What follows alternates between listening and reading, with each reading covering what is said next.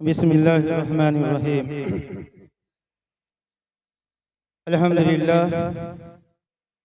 अल्हम्दुलिल्लाह वकफ़ा वस्सलामुन अला इबादिहिल्लज़ीना इस्तफ़ा अम्मा बाद। क़ाल अल्लाहु तबारक व तआला फ़िल क़ुरानिल मजीद वल फ़ुरक़ानिल हमीद। अऊज़ु बिल्लाहि मिनश शैतानिर रजीम। बिस्मिल्लाहिर रहमानिर रहीम। कुल हल यस्तविल्लज़ीना यअलमून वल्लज़ीना ला यअलमून। सदक़ल्लाहुल अज़ीम। एक मरतबा दरूद शरीफ पढ़ लीजिए। अल्लाहुम्मा सल्लि अला मुहम्मदिन व अला आलि मुहम्मद कमा सल्लैता अला इब्राहीम व अला आलि इब्राहीम इन्नका हमीदुम मजीद। अल्लाहुम्मा बारिक अला मुहम्मदिन व अला आलि मुहम्मद कमा बारकता अला इब्राहीम व अला आलि इब्राहीम इन्नका हमीदुम मजीद। मोहतरम बुजुर्गों और दोस्तों, आपने बहुत सी दीन की बातें सुनी और अल्हम्दुलिल्लाह बहुत कीमती बातें सुनी और काबिल रश्क हैं आप लोग। और ये हुफ़ाज़ किराम के तुफ़ैल में इतनी ठंडी में बैठे हुए हैं, अल्लाह ताला आपके बैठने को कबूल फरमाए। मोहतरम, मैं सिर्फ दो तरीके की बात करूंगा, एक आपसे और एक इन लोगों से। अब इन लोगों से बात ये है कि अल्लाह ने इन्हें एक ऐसी दौलत से नवाजा है जिसकी मिसाल दे ही नहीं जा सकती। सबसे बड़ी मिसाल ये है कि जब आदमी कुरान को अपने अंदर समेट लेता है तो अल्लाह अपना नाम दे देता है। वो शख्स हाफिज कहलाता है, यानी कुरान की हिफाजत करने वाला। और उसकी बहुत सी फजीलतें भी हैं। आता है हदीसों में कि जब बंदा दीन की तालीम के लिए निकलता है तो फरिश्ते उनके लिए अपना पर बिछाते हैं। आसमान के जितनी मखलूकात हैं, जमीन के जितनी मखलूकात हैं और पानियों में रहने वाले जितनी भी मखलूकात हैं, ऐसे लोगों के लिए दुआए मग़फ़िरत करते हैं जो दीन की तालीम के लिए निकलते हैं। और आपने सुना भी कि हाफिज़े कुरान के लिए बहुत बड़ी फजीलत है। लेकिन ये सब फजीलतें कब मिलती है? यूं ही हमने हासिल कर लिया, उसे छोड़ दिया, या हमने उसको समेट लिया यूं छोड़ दिया, तो ऐसे से ये फजीलतें मिलने वाली नहीं। फजीलत तालिबे इल्म के लिए है, और तालिबे इल्म वो है जो पूरी तरह से अपने अंदर इल्म को समेटे और उस पर अमल करे। इल्म की फजीलत तो अपनी जगह है, लेकिन इल्म में निखार या इल्म की फजीलत वब हासिल होगी, उस इल्म का कमाल हमारे अंदर वब आएगा जब हमने जो सीखा है उस पे अमल करेंगे तो अब यही वजह है कि क़यामत के दिन अल्लाह तबारक व तआला अपने बंदे से ये भी पूछेगा, इल्म वालों से, कि तूने जो इल्म हासिल किया उस पे तूने कितना अमल किया। ये नहीं पूछेगा कि कितना इल्म हासिल किया, बल्कि तूने जो इल्म हासिल किया उस पर तूने कितना अमल किया। तो हम इनसे कहेंगे कि किसी चीज का हासिल करना कमाल नहीं है, उसको संभाले रखना कमाल, उसको संभाले हुए रखना कमाल है। इसलिए मैं हाफिज़े कुरान से साथ में ये भी दुआ करता हूँ कि अल्लाह इनको कायम दायम, और जो अल्लाह ने इनको इल्म की दौलत से नवाजा है उन्हें भी कायम दायम रखे। और आपसे भी गुजारिश करूंगा कि आप भी मेहनत करके ये इरादा रखिए कि मैं दुनिया से जब तक जाऊं और यहाँ तक के मैं कुरान जो हिफ्ज़ किया हूँ मेरे सीने में वब तक महफूज रहे, मैं जब तक के जन्नत में न चला जाऊं, वब तक के लिए तैयार। और अमल भी कीजिए, क्योंकि आप बहुत बड़ी कौम है, बहुत बड़ी कौम है। आप अल्लाह के नबी के मेहमान हैं, अल्लाह की फौज है। इसलिए आप अपनी कदर को पहचानिए, तब दुनिया हमारी कदर को पहचानेगी। हम खुद अपने आप को पहचानेंगे तब। दूसरी बात आप लोगों से करना यह है कि ये मदरसा, ये इदारा जो आपके सामने चल रहा है, ये खुद ब खुद नहीं, हम सब की मदद से चल रहा है। चाहे वो मदद माली हो, जानी हो या कौली हो, या किसी भी एतबार से मदद हो, हमको इस इदारे की मदद करनी है।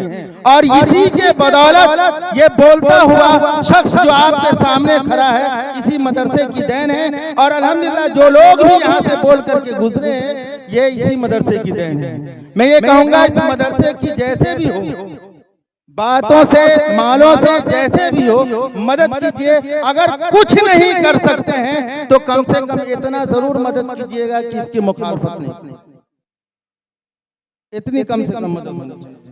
और ये कहूंगा कि हम में भी ये जो कौम है मुसलमान जिसे कहते हैं, ये जिसे मुसलमान कहते हैं, इस मुसलमानों के अंदर तालीम की बहुत ही कमी है, बहुत ज्यादा। बहुत से बच्चे अब ये हम सोचने में परेशान हो जाते हैं कि हम अपने बच्चे को कौन सी तालीम दें, कौन सा इल्म सिखाएं, दीन का इल्म या दुनियावी इल्म। मोहतरम बुजुर्गों दोस्तों, ये दौर ऐसा दौर चल रहा है, ये ऐसे हालात चल रहे हैं कि हमारे कौम के अंदर हमारे हर फर्द को हर तालीम का होना जरूरी है। अगर हमारे कौम को हाफिज कुरान का होना भी जरूरी है, हमारे कौम के अंदर आलिम दीन का होना भी जरूरी है, हमारे कौम के अंदर मुफ्ती किराम का होना भी जरूरी है, क्योंकि जहां हमारे कौम को इमामों की जरूरत है, मुहद्दिस की जरूरत है, मुफस्सिर की जरूरत है, फकीह की जरूरत है, और हमारे कौम को मुकर्रिर की जरूरत है, इस्लाह कौम के करने वालों की जरूरत है, वहीं हमारे कौम को डॉक्टर की भी जरूरत है, इंजीनियर की भी जरूरत है, और सलाहकार बहुत सी चीजों की जरूरत है। क्योंकि मोहतरम बुजुर्गों दोस्तों, हमें अपने बच्चों के अंदर क्या करना है, तालीम को बढ़ाना है, तालीम को आगे बढ़ाना है। एक टाइम कम खाना है लेकिन बच्चे को पढ़ाना है। लेकिन अफसोस ये होता है कि हमारी नजरों में ये होता है कि बच्चा थोड़ा बड़ा हुआ, सोचते हैं कि जरा भेज दे कमाने के लिए, बैग का काम या जरी का काम या कोई काम करेगा तो बाप का हेल्प हो जाएगा। बाप का हेल्प ये नहीं कि वो 2 रुपया कमा करके देता है, बाप का हेल्प ये है कि बच्चा कामयाब जिंदगी गुजारे। मोहतरम बुजुर्गों दोस्तों, एक बहुत छोटी सी मिसाल है, जहालत और इल्म में फर्क क्या है। जहालत इतनी बुरी शय है, इतनी बुरी शय है कि एक जाहिल आदमी को भी जाहिल कहिए तो वो लड़ने के लिए तैयार हो जाता है। एक जाहिल आदमी को भी जाहिल कहिए तो वो लड़ने के लिए तैयार होता है। मालूम हुआ कि जहालत इतनी बुरी शय है कि जाहिल कहलाना कोई आदमी पसंद नहीं करता, अगरचे वो जाहिल। लेकिन इल्म इतनी अच्छी शय है कि एक जाहिल भी चाहता है कि लोग मुझे इल्म वाला आलिम। इसलिए हमें अच्छा बनना है। ये जो उड़ते हुए ये इल्म के बदौलत, इल्म एक ऐसी चीज है जिससे हम अपने माँ बाप के हुकूक को पहचान सकते हैं, बड़ों के हुकूक को पहचान सकते हैं, अपने दुनिया को और आखिरत को बना सकते हैं, कुरान को हासिल करके अल्लाह को मना सकते हैं, रसूल की बातों को जान करके हम उन पे पैरवी करके जन्नत का हुसूल कर सकते हैं, अपनी कब्र को जन्नत का गढ़ा बना सकते हैं, अपने बड़ों का हक, अपने छोटों का हक को पहचान सकते हैं। ये इल्म एक ऐसी चीज है जो इंसान इल्म के बदौलत जमीन से आसमान तक पहुंच गया, चांद तक पहुंच गया, सूरज की तहकीक की, जमीन की तहकीक की, खेती बाड़ी कैसे करना है उसकी तहकीक की, यहाँ तक कि हर सहूलियात को अगर मुहैया कराया गया तो वो इल्म के बदौलत है। इल्म की ही ऐसी चीज है जो इंसान को सुकून दिला सकती है, कामयाबी दिला सकती है और ऊंचाई तक पहुंचा सकती है। मोहतरम बुजुर्गों दोस्तों, इल्म बहुत ही कीमती चीज है, इल्म बहुत ही कीमती चीज है। कुरान ने कहा है कि क्या जो लोग जाहिल हैं या जो लोग नहीं जानते हैं या जो जानते हैं दोनों बराबर हो सकते हैं? नहीं हो सकते, क्योंकि हर चीज का अंदाजा लगाना इल्म के ही बदौलत हो सकता है।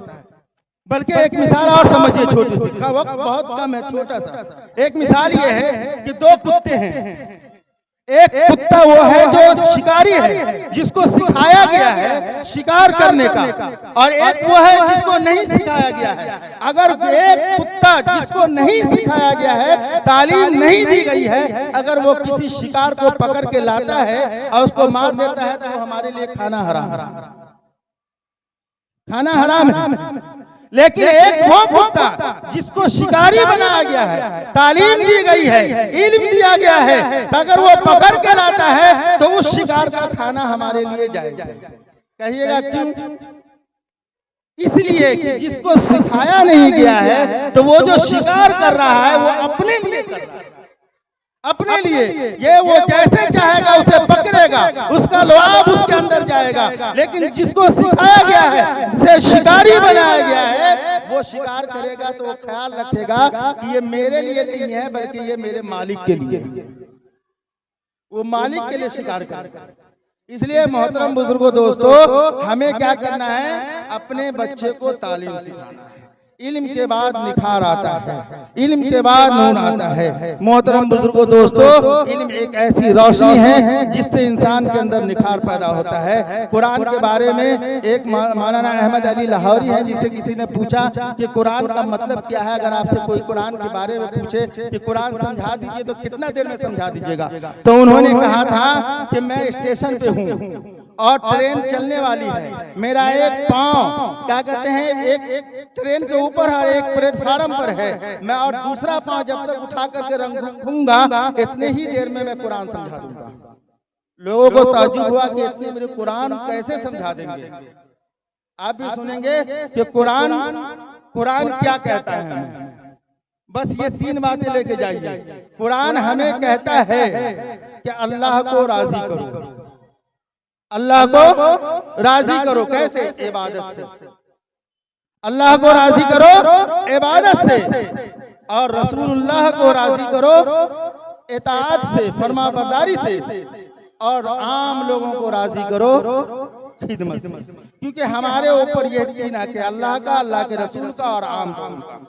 अल्लाह को राजी करना अल्लाह की इबादत से, अल्लाह के रसूल को राजी करना है अल्लाह के रसूल की इताअत से, और आम लोगों को राजी करना है उसकी खिदमत से। क्योंकि हम खिदमत करके अल्लाह को राजी कर लिए, अल्लाह के रसूल को राजी कर लिए और आम लोगों को राजी कर लिए, तो हमारी दुनिया भी जन्नत है और आखिरत भी जन्नत है। ऐसा नहीं है कि हमें सिर्फ आखिरत ही हासिल करना है। अल्लाह ने दुनिया भी हमारे लिए बनाई है और आखिरत भी हमारे लिए बनाया है। हमें ऐसी जिंदगी जीना है जिससे हमारी जिंदगी, दुनियावी जिंदगी भी कामयाब हो और उखरवी जिंदगी भी कामयाब हो। अल्लाह तबारक व तआला से दुआ है कि अल्लाह तबारक व तआला हम सब के दुनियावी जिंदगी को, उखरावी जिंदगी को कामयाब बनाए, और अल्लाह इस मदरसे को, इस इदारे को दिन दुगनी रात दुगनी तरक्की नसीब फरमाए। और इसमें जो खिदमत कर रहे हैं, चाहे वो माली हो, जानी हो या दरसी एतबार से हो, जिस एतबार से हो, अल्लाह उनको सेहत दे और उनकी इस खिदमत को कबूल फरमाए। व मा अलैना इल्लल बलाग।